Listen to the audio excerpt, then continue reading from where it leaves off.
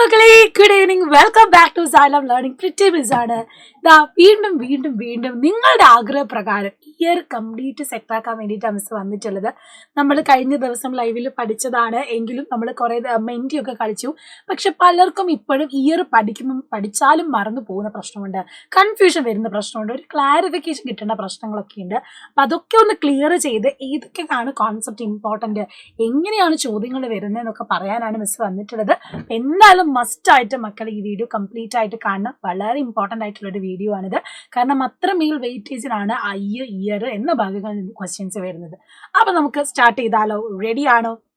And പ്രധാനപ്പെട്ട കാര്യം മറന്നു പോകരുത്, NKM ബാച്ചിലേക്കുള്ള ഓഫർ ഇതാ വളരെ വേഗം തീരാൻ പോവാണ്. 12-ാം തീയതി വരെ ഉള്ളൂ.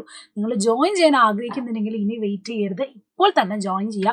കാരണം ഈ ഒരു ഓഫർ വളരെയധികം നല്ല രീതിയിലുള്ള ഓഫറാണ്, നിങ്ങൾക്ക് ജോയിൻ ചെയ്യാൻ പറ്റുന്ന കാര്യം. അടുത്തതെന്ന് പറയുന്നത് നമ്മുടെ NKM ബാച്ചിൽ എന്ന് പറഞ്ഞാൽ നിങ്ങൾക്ക് ആദ്യം തൊട്ടുള്ള ക്ലാസ്സസ് റിവിഷൻ കിട്ടും. അതുകൂടാതെ തന്നെ അതിൻ്റെ സ്ലൈഡ്സുകളും നോട്ട്സുകളും PDFs കിട്ടും. നമ്മൾ പോളറ്റാക്കുകൾ ചെയ്യുന്നുണ്ട്, അതിലൂടെ നിങ്ങൾക്ക് മൾട്ടിപ്പിൾ ചോയ്സ് ക്വസ്റ്റ്യൻസ് പഠിക്കാൻ പറ്റും. അങ്ങനെ മോഡൽ എക്സാംസും എല്ലാം നിങ്ങൾക്ക് അവിടെ ലഭിക്കും. പ്രധാനപ്പെട്ട കാര്യം ഇൻസ്റ്റാളാണ് മൈൻഡ് മാപ്പ് നിങ്ങൾക്ക് കിട്ടണം. പലരും എനിക്ക് ഇൻസ്റ്റാഗ്രാമിൽ മെസ്സേജ് ചെയ്യുന്നുണ്ട്, മിസ്സേ ചാപ്റ്ററിൻ്റെ ചെറിയ നോട്ട്സ് ആയിട്ട് തരുമെന്ന്.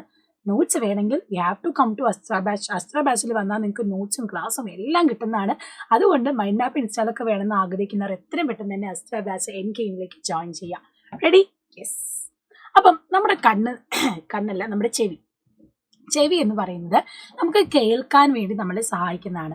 പുറത്തുള്ള സൗണ്ട് വേവ്സിനെ കളക്ട് ചെയ്ത് ഈ സൗണ്ട് വേവ്സിനെ ഒരു കെമിക്കൽ ഇമ്പൾസ് ആക്കി മാറ്റി അത് ബ്രെയിനിൽ കൊണ്ടുപോയിട്ട് ബ്രെയിനാണ് നമുക്ക് ഇന്നതൊക്കെ ആരാണ് ഇന്നതാണ് അവർ പറയുന്നത് എന്ന് നമുക്ക് മനസ്സിലാക്കി തരുന്നത്. സോ കാഴ്ച പോലെ കേൾവി എന്ന് പറയുന്നത് എന്താണ്? ഒരു സെൻസേഷൻ ആണ്, ഒരു സെൻസ് ഓർഗൻ ആണ് നമ്മുടെ ചെവി അല്ലെങ്കിൽ ഇയർ എന്ന് പറയുന്നത്. അതിനനുസരിച്ചാണ് നമ്മൾ കാര്യങ്ങൾ മനസ്സിലാക്കുന്നത്, നമ്മൾ റെസ്പോണ്ട് ചെയ്യുന്നത് അല്ലെങ്കിൽ പ്രതികരിക്കുന്നത്. ഇനി ഏറ്റവും പ്രധാനപ്പെട്ട കാര്യം, ഈ സ്ട്രക്ചർ നിങ്ങൾ മറന്നു പോകരുത്. ഇത് കംപ്ലീറ്റ് ആയിട്ടൊരു ഐഡിയ നിങ്ങൾക്ക് വേണം. നിങ്ങൾ ഓർക്കേണ്ട കാര്യം, നമ്മുടെ ഈ പറയുന്ന പിന്ന് തൊട്ട് നമ്മുടെ ഈ പറയുന്ന ഇയർ ഡ്രമ്മിന്റെ ഇവിടെ വരെ നമ്മുടെ ഔട്ടർ ഇയർ ആണ്, ബാഹ്യകർണമാണ്. അപ്പൊ പിന്നെ ഓഡിറ്ററി കനാൽ എന്ന് പറയുന്നത് ഏതാണ്? ഔട്ടർ ഇയർ ആണ്, ബാഹ്യകർണത്തിൽ വരുന്നതാണ്. കുറേ പേർക്ക് കൺഫ്യൂഷൻ ഉണ്ട്, എവിടെയാണ് ഇയർ ഡ്രം വരുന്നത്.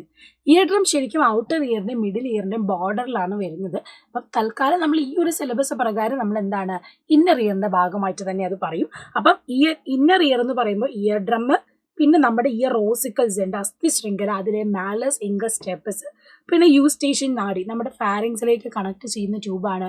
നമുക്ക് അറ്റ്മോസ്ഫറിക് പ്രഷർ കൺട്രോൾ ചെയ്യാൻ നമ്മളെ സഹായിക്കുന്നതാണ്. അതും പഠിച്ചു വെക്കണം, മിഡിൽ ഇയറിന്റെ ഭാഗം. ഇനി ഏറ്റവും പ്രധാനപ്പെട്ട ഭാഗം നിങ്ങൾ കൺഫ്യൂഷൻ ആവുന്ന ഇന്നർ ഇയർ ആന്തരകർണമാണ്. ഇവിടെ നിങ്ങൾക്ക് കോക്ലി ഉണ്ട്. കോക്ലിയാണ് നമ്മൾ ഹിയറിങ്ങിനെ, ചെവി കേൾക്കാൻ നമ്മളെ സഹായിക്കുന്നത്. കാരണം അവിടെയുള്ള കെമിക്കൽ ഇമ്പൾസ് ഉണ്ടാവുന്നത് വഴിയാണ് അത് ബ്രെയിനിലേക്ക് പോവുകയും നമുക്ക് കേൾവി സാധ്യമാവുന്നതും. അതിനെ കണക്ട് ചെയ്തിട്ടുള്ള നാഡിയാണെന്ത്?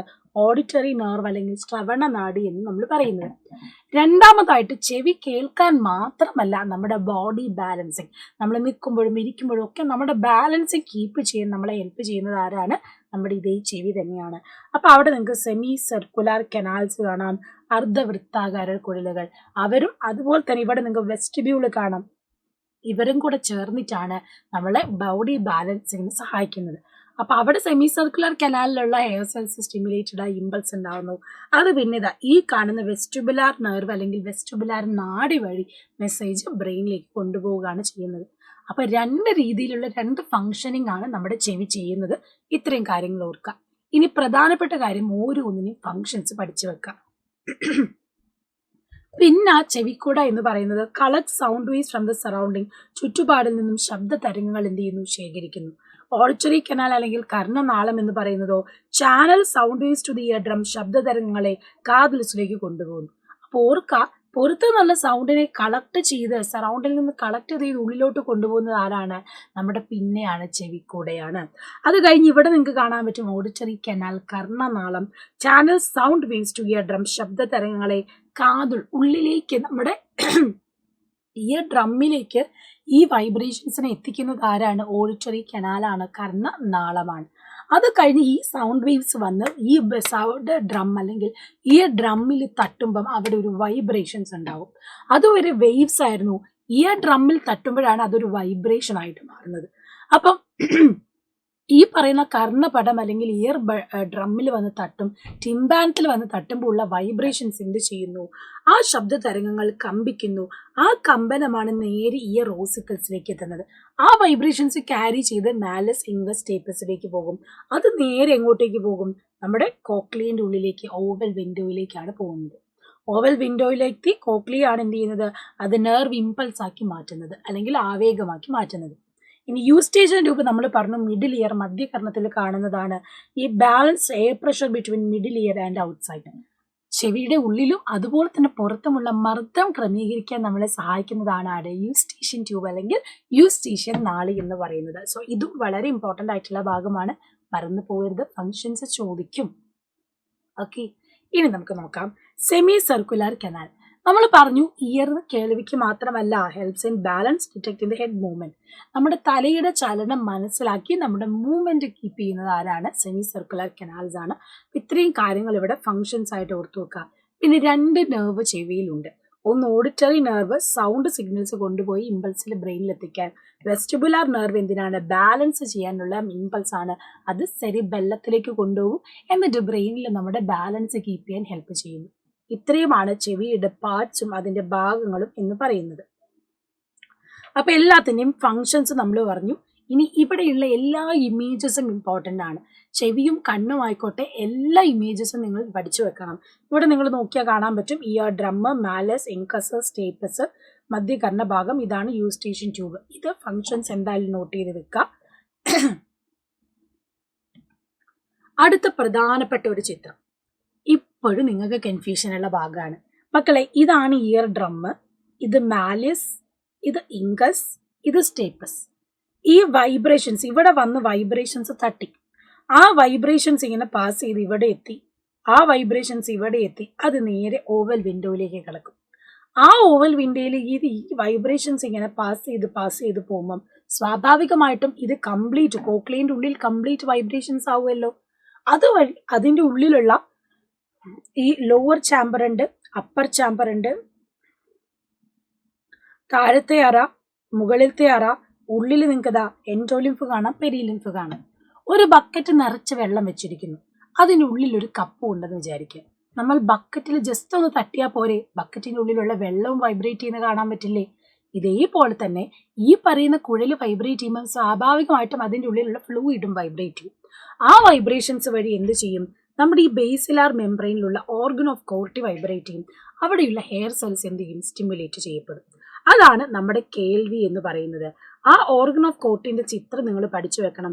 ആ എൻഡോലിംഫ് വൈബ്രേറ്റ് ചെയ്യുന്നത് വഴി ഇവിടെയുള്ള ഹെയർ സെൽസ് ആണ് സ്റ്റിമുലേറ്റ് ചെയ്യുന്നത്. ആ സ്റ്റിമുലേറ്റ് ചെയ്യുന്നത് വഴിയാണ് അവിടെ എന്ത് ചെയ്യുന്നത്? ഇമ്പൾസ്, ആവേഗം ഉണ്ടാവുന്നത്.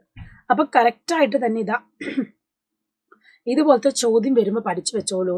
ശബ്ദം വരുന്നു, പിന്നെ അത് കളക്ട് ചെയ്യുന്നു, അത് നേരെ ഓഡിറ്ററി കനാൽ, കർണനാളം, പിന്നെ കർണപടം, ടിംബാനം, വൈബ്രേഷൻസ് ആയി. ആ വൈബ്രേഷൻസ് ഇയർ ഓസിക്കൽസ് അസ്ഥി ശൃംഖല വഴി ഓവൽ വിൻഡോ വഴി അത് കോക്ലിയ എത്തുന്നു. കോക്ലിയയിൽ നമുക്കറിയാം അവിടെ ഓർഗൻ ഓഫ് കോർട്ടി ഉണ്ട്. ഓർഗൻ ഓഫ് കോർട്ടിയിലുള്ള ഹെയർ സെൽസ് സ്റ്റിമുലേറ്റ് ചെയ്യുന്നു, ഓഡിറ്ററി നെർവ് വഴി ബ്രെയിനിലെത്തുന്നു. ഇങ്ങനെയാണ് നമുക്ക് കേൾവി സാധ്യമാവുന്നത്. ഇത് ക്ലിയർ കട്ട് ആയിട്ട് മനസ്സിലാക്കി വെക്കണം.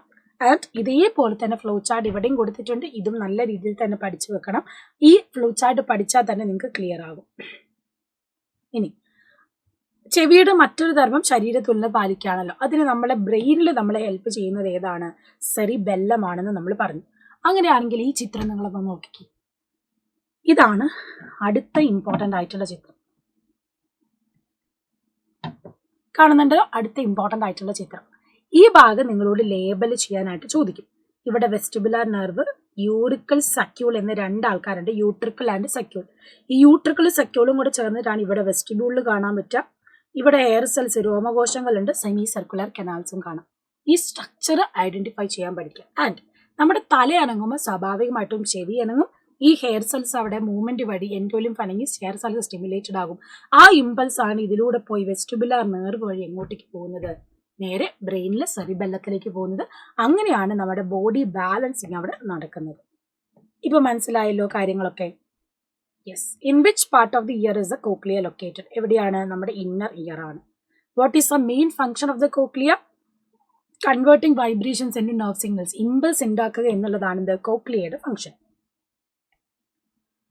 ഓക്കെ, മിഡിൽ ചാമ്പറിൽ നമുക്ക് എൻഡോലിംഫ് കാണാം. അങ്ങനെയാണെങ്കിൽ അപ്പർ ആൻഡ് ലോവർ ചാമ്പർ മുകളിലും താഴെയുമായിട്ടുള്ള അറയിൽ കാണുന്ന ദ്രവം ഏതാണ്, ഫ്ലൂയിഡ് ഏതാണ് എന്നുള്ളത് നിങ്ങൾ കമന്റ് ബോക്സിൽ കമന്റ് ചെയ്യാം. ഇപ്പൊ ഇയർ എന്ന് പറയുന്നത് വളരെ ഇമ്പോർട്ടന്റ് ആയിട്ടുള്ള ടോപ്പിക്കാണ്, മറന്നു പോകരുത്. വളരെ വളരെ സ്പെസിഫിക് ആയിട്ട് തന്നെ പഠിക്കാം.